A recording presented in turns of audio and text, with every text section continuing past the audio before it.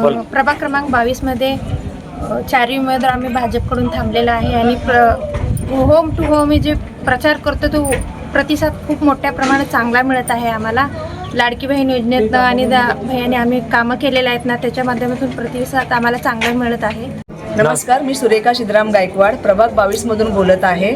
आज नागेश अण्णा गायकवाड, किसन जाधव आणि चैत्राली गायकवाड आणि दत्ता नडगिरे त्यांनी चौघांनी मिळून इकडे आज प्रचाराचं काम चालू आहे। आणि प्रभागात ज्या वेळेला फिरत होतो आम्ही त्यावेळेला येथील नागरिकांनी काही त्यांच्या समस्या सांगितले आणि त्या समस्येवरती दादा पूर्णपणे काम करतील हे नागरिकांचे सुद्धा आश्वासन आहे। आणि ह्या प्रभागात विकासाची कामं इतके झालेले आहेत की त्याच्या पुढचे कामं करण्याची गरज आहे असं वाटत नाही।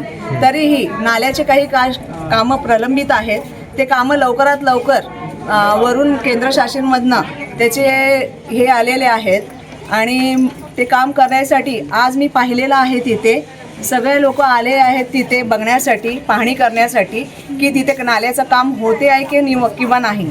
आता ते लोक जाताना ज्या वेळेला तिकडचे लोक विचारले तुम्ही कोण आलेत इथं, मग त्यांनी म्हटले की त्यांना नाही, तुमचं नाल्याचं काम जे प्रलंबित आहे ते आम्ही पूर्ण करून देण्यासाठी इलेक्शनच्या नंतर आम्ही ते काम करून द्यावे असं त्यांनी आश्वासन आम्हाला दिलेलं आहे। आणि दादांचं काम बोलतंय।